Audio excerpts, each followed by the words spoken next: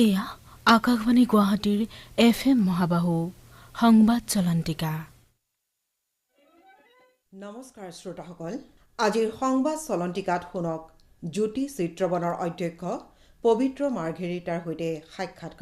সাক্ষাৎ গ্ৰহণ কৰিছে অৰুণিমা গোস্বামীয়ে। নমস্কাৰ শ্ৰোতাসকল, আজিৰ অনুষ্ঠানত আমাৰ সৈতে আছে উত্তৰ পূবৰ প্ৰথম চৰকাৰী ফিল্ম ষ্টুডিঅ' জ্যোতি চিত্ৰবনৰ অধ্যক্ষ পবিত্ৰ মাৰ্ঘেৰিটা। আপোনাক আমাৰ অনুষ্ঠানলৈ স্বাগতম জনাইছোঁ। নমস্কাৰ অৰুণিমা, ময়ো আমাৰ আকাশবাণীৰ প্ৰতিগৰাকী শ্ৰোতালৈ জ্যোতি চিত্ৰবন পৰিয়ালৰ হৈ মই পবিত্ৰ মাৰ্ঘেৰিটাই আন্তৰিক শ্ৰদ্ধা সহকাৰে নমস্কাৰ জনাইছোঁ। হয়, আৰু যিহেতু অসমীয়া ৰাইজৰ আশা আকাংক্ষা জড়িত থকা এটা প্ৰতিষ্ঠান জ্যোতি চিত্ৰবন, আৰু এই প্ৰতিষ্ঠানটোৰ আপুনি, মোৰ যদি ভুল হোৱা নাই, কনিষ্ঠতম অধ্যক্ষ হিচাপে দায়িত্ব গ্ৰহণ কৰিছে। গতিকে আপুনি যিহেতু দায়িত্ব গ্ৰহণ কৰাৰ পাছত আপুনি কেনেধৰণৰ পৰিৱৰ্তন বা কি নতুনত্বৰ সূচনা কৰাৰ কথা চিন্তা কৰিলে, কেনেকুৱা ধৰণৰ পৰিকল্পনা হাতত ল'লে, আমাক যদি জনায় অকণমান। আচলতে অনুষ্ঠানটো প্ৰতিষ্ঠা হোৱাৰ পিছৰ পৰাই পৰ্যায়ক্ৰমে খুব সুন্দৰভাৱে আধুনিকীকৰণ হৈ আহিছে আৰু স্বাভাৱিক পৰিৱৰ্তন, ইতিবাচক পৰিৱৰ্তন হৈ আহিছে। আপুনি জানে যে আজিৰ পৰা প্ৰায় 5টা দশক পূৰ্বে সুধাকথ ডক্টৰ ভূপেন হাজৰিকাদেৱ, বিষ্ণুপ্ৰসাদ ৰাভাদেৱৰ দৰে বৰেণ্য ব্যক্তিসকলৰ আহ্বানত এই চৰকাৰী ষ্টুডিঅ'টো স্থাপন কৰা হৈছিল। আৰু এইখিনিতে প্ৰাণিধানযোগ্য যে এই ষ্টুডিঅ'টো সমগ্ৰ দেশৰ ভিতৰতে প্ৰথমটো চৰকাৰী ষ্টুডিঅ'। আৰু এই ষ্টুডিঅ'টো এনে এটা চৰকাৰী ষ্টুডিঅ' যিটো আজি 5টা দশক জুৰি চলি আছে। অন্যান্য প্ৰদেশত চৰকাৰী পৃষ্ঠপোষকতাত এনেধৰণৰ ষ্টুডিঅ' হৈছিল যদিও পিছলৈ ষ্টুডিঅ'বিলাক হয় বন্ধ হৈছে, নহয় PPP মোডত বেলেগৰ সৈতে চামিল হৈ গৈছে, বা অন্যান্য অনুষ্ঠানলৈ পৰিৱৰ্তিত হৈ গৈছে, যেনেকৈ ফিল্ম ইনষ্টিটিউটলৈ পৰিৱৰ্তিত হৈ গৈছে। কিন্তু নিৰৱচ্ছিন্নভাৱে ষ্টুডিঅ' হিচাপে বৰ্তি থকা একমাত্ৰ চৰকাৰী ষ্টুডিঅ' আৰু প্ৰথমটো চৰকাৰী ষ্টুডিঅ' হ'ল জ্যোতি চিত্ৰবন। সেইলৈ আমি সদায় কৃতজ্ঞ হৈ থাকিম সুধাকণ্ঠ ডক্টৰ ভূপেন হাজৰিকাদেৱ, বিষ্ণুপ্ৰসাদ ৰাভাদেৱ বা তেতিয়াৰ যিসকল বৰেণ্য ব্যক্তিয়ে ষ্টুডিঅ'টো স্থাপন কৰিছিল। আৰু পৰিৱৰ্তনৰ যিটো কথা ক'লে, তাত 3টা ধৰণৰ পৰিৱৰ্তন আছে। এটা আন্তঃগাঁথনিমূলক পৰিৱৰ্তন, ঘৰ দুৱাৰ ইত্যাদি যিখিনি বস্তু নিৰ্মাণ কৰিবলগীয়া হয় সেইখিনি কৰা হৈছে। দ্বিতীয়তে সাংস্কৃতিক আৰু বৌদ্ধিক ক্ষেত্ৰত চিনেমাৰ সমান্তৰালভাৱে কিছু কাম কৰা হৈছে, যেনে হ'ল ফিল্ম ফেষ্টিভেলৰ উপৰিঞ্চি তেনেধৰণৰ কিছু সাংস্কৃতিক কাৰ্যক্ৰমণিকে আমি কৰি আহিছিলোঁ। আৰু তৃতীয়তে নতুন আধুনিক যিবিলাক আমাৰ প্ৰযুক্তি আছে চলচ্চিত্ৰ জড়িত, সেইখিনিৰ ক্ৰয় বা সেইখিনি আমাৰ জৰিয়তে অসম তথা উত্তৰ পূৰ্বাঞ্চলৰ চলচ্চিত্ৰ নিৰ্মাতাসকললৈ প্ৰদান কৰে। এই 3টা কাম মূলতঃ আমি কৰিছোঁ। এতিয়া প্ৰথমতে যিটো আন্তঃগাঁথনিমূলক বুলি ক'লে, এটা ক'ব লাগিব যে যদিও দেখাত সৰু, কিন্তু আমাৰ ষ্টুডিঅ' এটাৰ বাবে, চৰকাৰী এটা ষ্টুডিঅ'ৰ বাবে বৰ ডাঙৰ কাম এইবিলাক। 50 বছৰৰ পিছত গোটেই চৌহদটোৰ যিখিনি বিদ্যুৎ সংযোগ বা বিদ্যুৎ জড়িত যিখিনি কাম আছিল সেইখিনি আধুনিকীকৰণ হৈছে, ৰেক্টিফিকেশ্যন, মডাৰ্ণাইজেশ্যন, আপগ্ৰেডেশ্যন হৈছে ইলেক্ট্ৰিচিটি বা ইলেক্ট্ৰিকেল ৰিলেটেড কামবিলাকৰ। দ্বিতীয়তে আমি গোটেই ষ্টুডিঅ'টো আমি সৌৰ বিদ্যুৎ আমি উৎপাদন কৰা এটা অনুষ্ঠান হৈ পৰিছোঁ। আমাৰ যিমানবিলাক তাত ডাঙৰ ঘৰ আছে, বঙলা আছে, সেইবিলাকৰ ওপৰত আমি ৰুফটপ চ'লাৰ পেনেল আমি স্থাপন কৰি পাৱাৰ গ্ৰিডত আমি যিখিনি সৌৰ শক্তি উৎপাদিত হৈ সেইখিনি নিক্ষেপ কৰোঁ। আমি প্ৰায় 150 কিলোৱাট সৌৰ শক্তি আমি উৎপাদন কৰোঁ। প্ৰথমটো গ্ৰীণ ষ্টুডিঅ' বুলি আমাক এই সংশ্লিষ্ট মহলকেইটাই আমাক জনাইছে যে এনেধৰণৰ পূৰ্ণাংগ ষ্টুডিঅ'ত ইমান সৌৰ শক্তি উৎপাদন কৰা এয়ে প্ৰথম। গতিকে সেইটো এটা কাম। আৰু যিবিলাক আমাৰ ষ্টুডিঅ' আছিল, প্ৰতিটো ষ্টুডিঅ' আমি শীত তাপ নিয়ন্ত্ৰিত কৰিছোঁ। আমি এটা আধুনিক আৰু উন্নত গুণগত মান সম্পন্ন অতিথিশালা নাছিল, এইটো আমি আৰম্ভ কৰিছোঁ অহা সপ্তাহতে, এইটো মুকলি কৰি দিয়াৰ কথা। তেনেধৰণে যিখিনি পুৰণি বস্তু স্বাভাৱিকভাৱে যিখিনি কিছু লাহে ক্ষয়ীকৰণ হয়, অলপ বেয়া হৈ পৰে, সেইখিনি আমি সকলোবিলাক পুনৰ সজাই তুলিছোঁ। এইখিনি হ'ল আন্তঃগাঁথনিমূলক কাম। আৰু দ্বিতীয় পৰ্যায়ত মই কৈছোঁ, ইয়াৰ সমান্তৰালভাৱে আমি কিছু কাম কৰিছিলোঁ বৌদ্ধিক বা সাংস্কৃতিক দিশত, যিবিলাক বস্তুগত নহয়। যেনে আমি 40-50 বছৰ ধৰি চলচ্চিত্ৰ উদ্যোগে বিচাৰি আছিলে এখন পূৰ্ণাংগ ফিল্ম পলিচি, আৰু সেই পলিচিখন অভিকেন্দ্ৰ আছিল জ্যোতি চিত্ৰবন। জ্যোতি চিত্ৰবনৰ সন্মানীয় আমাৰ সচিব মণিতা বৰগোহাঁইৰ নেতৃত্বত আমাৰ সাংস্কৃতিক পৰিক্ৰমা দপ্তৰ মন্ত্ৰীৰ শ্ৰীযুত নৱকুমাৰ দলৈৰ তৎপৰতাত সংশ্লিষ্ট সকলো পক্ষ, প্ৰযোজক, পৰিচালক, শিল্পী, চিত্ৰগৃহৰ মালিক পক্ষ ইত্যাদি সকলোকে লৈ এখন উচ্চস্তৰীয় কমিটি আমি ফিল্ম পলিচিখন কৰিছিলোঁ, আৰু ইয়াৰ কিছু শ্ৰেয় জ্যোতি চিত্ৰবনৰ। গতিকে সেই কামখিনি কৰিছোঁ। আমাৰ আপুনি জানে যে চলচ্চিত্ৰ উদ্যোগৰ বয়স এতিয়া প্ৰায় 84 বছৰ হয় আমাৰ ভাৰতৰ ভিতৰতে অতি প্ৰাচীন পুৰণি আমাৰ জয়মতী তেতিয়াই আজিৰ পৰা 8 দশকৰ পূৰ্বেই ৰিলিজ হৈছিল তৎসত্ত্বেও ইমান এটা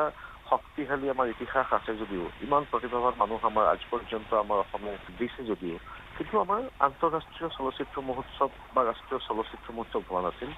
গতিকে প্ৰথমবাৰ কাৰণে আন্তঃৰাষ্ট্ৰীয় চলচ্চিত্ৰ মহোৎসৱ সঁচা অৰ্থত আমি কৰিলোঁ য'ত 3টা এডিশ্যন আমি কৰিছোঁ 3টা সংকলনত প্ৰায় শতাধিক দেশ বিদেশৰ আমাৰ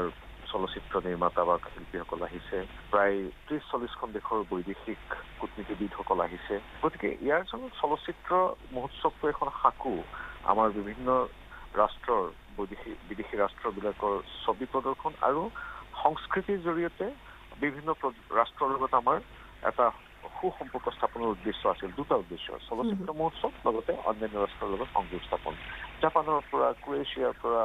ইৰাণ ইত্যাদি সকলো ৰাষ্ট্ৰৰ পৰা ৰাষ্ট্ৰদূতসকল ইতিমধ্যে আমাৰ তালৈ আহিছে প্ৰতি বছৰে 10-12 গৰাকীকৈ আহে গতিকে এইটো এটা আমাৰ খুব সুন্দৰ পদক্ষেপ বুলি আমাৰ বৈদেশিক মন্ত্ৰালয় ভাৰত চৰকাৰে তেওঁলোকক প্ৰশংসা কৰিছে আৰু মোৰ মনত পৰে যেতিয়া অদূৰ গোপাল কৃষ্ণনৰ দৰে এগৰাকী প্ৰাতঃস্মৰণীয় চলচ্চিত্ৰ নিৰ্মাতা আমাৰ কলাক্ষেত্ৰত অনুষ্ঠিত হোৱা চলচ্চিত্ৰ মহোৎসৱত ভৰি থৈ গৈছে বা এনেকুৱা লগা নাই যে এখন একেবাৰে নতুন চলচ্চিত্ৰ মহোৎসৱ যে বহু অভিজ্ঞতাৰে পুষ্ট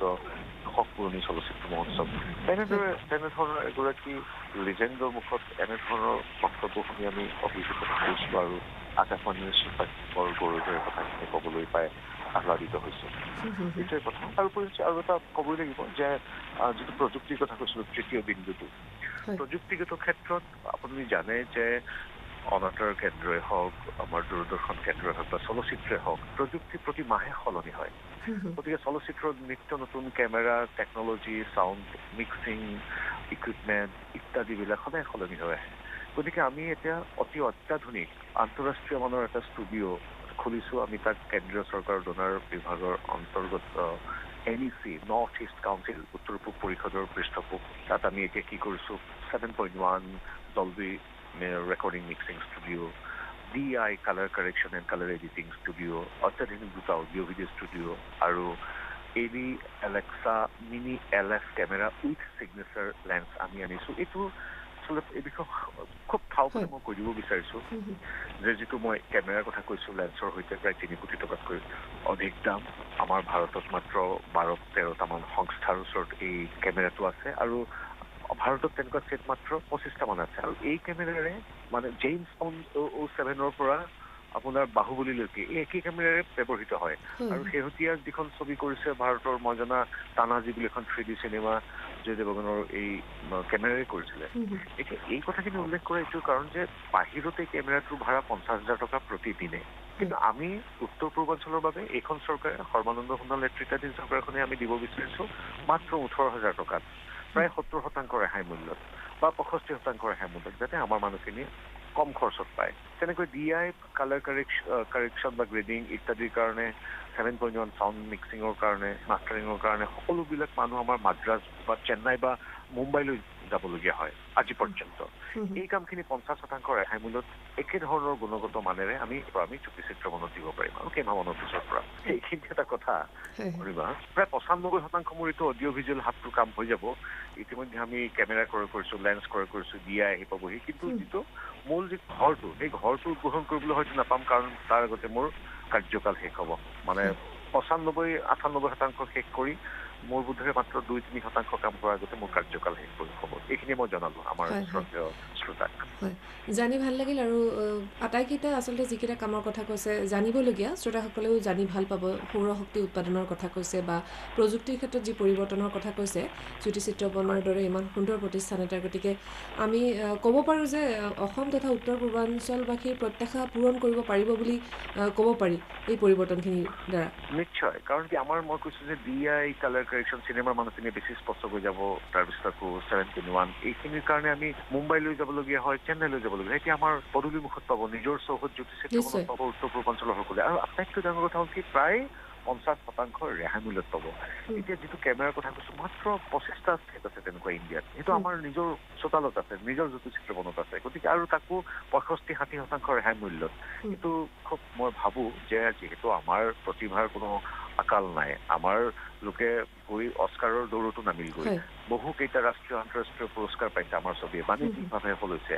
আমাৰ চলচ্চিত্ৰ কৰ্মী আজি মুম্বাইত প্ৰতিষ্ঠা লাভ কৰিছে প্ৰত্যেকটো ষ্টুডিঅ'ত কাৰিকৰী ক্ষেত্ৰত আমাৰ লোক সদায় আগৰণুৱা মোৰ মনত আছে মোক মই যেতিয়া ষ্টুডিঅ' ক্ষেত্ৰভিত্তিক অধ্যয়ন কৰিবলৈ গৈছিলোঁ মুম্বাইত তেতিয়া মোক তাৰ এগৰাকী ডাঙৰ এটা ষ্টুডিঅ'ৰ পৰিচালন সঞ্চালকে মোক কৈছে মিষ্টাৰ মাৰ্গাৰিটা যে এই আপোনালোকৰ অসমৰ মানুহখিনিক মই এটা আচৰিত হৈছোঁ যিকোনো এটা কম্পিউটাৰ ৰিলেটেড টেকনলজি চাউণ্ড হওক বা এডিটিং হওক আপোনালোকৰ তাৰ মানুহখিনিয়ে দেখোন মাত্ৰ এদিনতে আয়ত্ব কৰিলোঁ এনেকুৱাতো মই দেখা নাই এই কথাটোৱে মোক বৰ গৌৰৱ প্ৰদান কৰে মই সঁচাকৈ দেখিছোঁ প্ৰত্যেকটো ষ্টুডিঅ'ত অসমৰ মানুহ আৰু যিহেতু ইমান প্ৰতিভা সম্পন্ন মানুহ আমাৰ নিজৰ ৰাজ্যতে আছে গতিকে মই ভাবোঁ যে যিখিনি বস্তু আহিব সা সৰঞ্জাম প্ৰযুক্তি আমাৰ মানুহে খাওঁপতে আয়ত্ব কৰি এই সেৱাটো গ্ৰহণ কৰিব পাৰিব আৰু এতিয়াৰ পৰা খুব কম খৰচতে গোটেই বিশ্বমানৰ সম্পন্ন মই কৈছোঁ জেমছ বণ্ডৰ পৰা বাহুবলীলৈকে যিবিলাক মেচিনাৰী ইউজ কৰা হয় ব্যৱহাৰ কৰা হয় সকলোবিলাক এতিয়া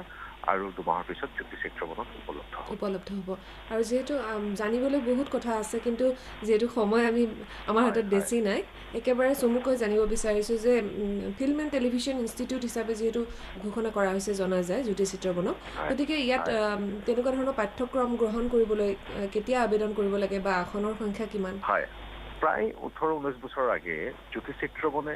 জন্ম দিছিল এখন ফিল্ম স্কুলৰ বা ইনষ্টিটিউটৰ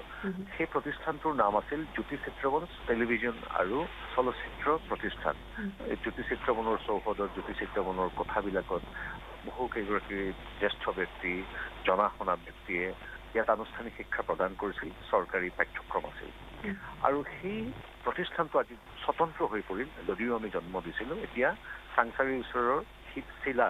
শিলা তাত doctor Bhupen Hazarika regional government film and television institute নামেৰে প্ৰতিষ্ঠা লাভ কৰিছে যদিও আমি জন্ম দিছিলোঁ যদিও আমি এতিয়া বহু কাম একেলগে কৰোঁ যদিও তাৰ ডিৰেক্টৰ গৰাকী মনিতা বৰগোহাঁই আমাৰ জ্যোতি চিত্ৰবনৰ সচিব গতিকে কিন্তু তেওঁলোক এতিয়া স্বতন্ত্ৰ হৈ গ'ল তাত প্ৰায় 12টাকৈ চিট থাকে বিভিন্ন পাঠ্যক্ৰমত বেলেগ প্ৰদেশৰো তাত কিছু আসন সুকীয়াকৈ সংৰক্ষিত হৈ থাকে তাত অডিঅ'গ্ৰাফী বা চাউণ্ড ইঞ্জিনিয়াৰিং চিনেমাটোগ্ৰাফী বা কেমেৰাৰ জড়িত যিখিনি কাম ডিৰেকশ্যন বা পৰিচালনা তাৰপিছত এপ্লাইড এক্টিং প্ৰায়োগিক অভিনয় ইত্যাদি প্ৰায় 5টামান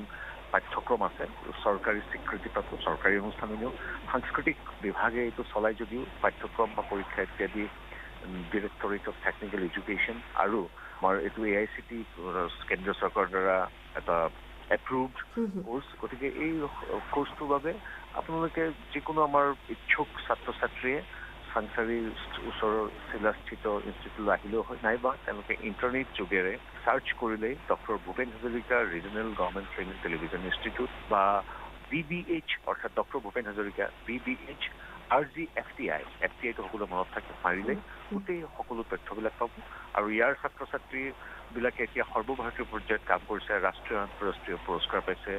যেনেকে অমৃত প্ৰীতম চাউণ্ড ইঞ্জিনিয়াৰ তেওঁৰ পৰা আদি কৰি একেবাৰে শেহতীয়াজনেও বিভিন্ন ভাল কাম কৰি আছে দেশে বিদেশে গতিকে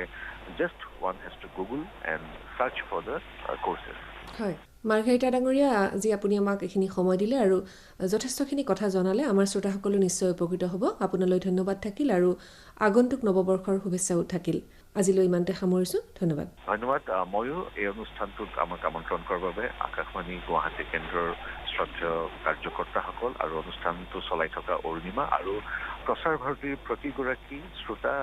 আৰু দৰ্শকলৈও মই পবিত্ৰ মাৰ্ঘেৰিটাই জ্যোতি চিত্ৰবন পৰিয়ালৰ তৰফৰ পৰা আন্তৰিক শ্ৰদ্ধা জ্ঞাপন কৰিছোঁ আৰু আগন্তুক নৱবৰ্ষৰ প্ৰীতি উল্লেখ আগতীয়াকৈ জনাইছোঁ ধন্যবাদ জয় এখন বন্দে মাতৰম ধন্যবাদ সংবাদ চলন্তিকা শুনিলে আজিৰ সংবাদ চলন্তিকাৰ প্ৰযোজনা কৰিলে মানৱ প্ৰতিম শৰ্মাই সহযোগিতা আগবঢ়ালে অপূৰ্ব মালিয়ে পৰৱৰ্তী সংবাদ চলন্তিকা শুনিবলৈ পাব অহা সপ্তাহৰ আজিৰ এই একে সময়তে নমস্কাৰ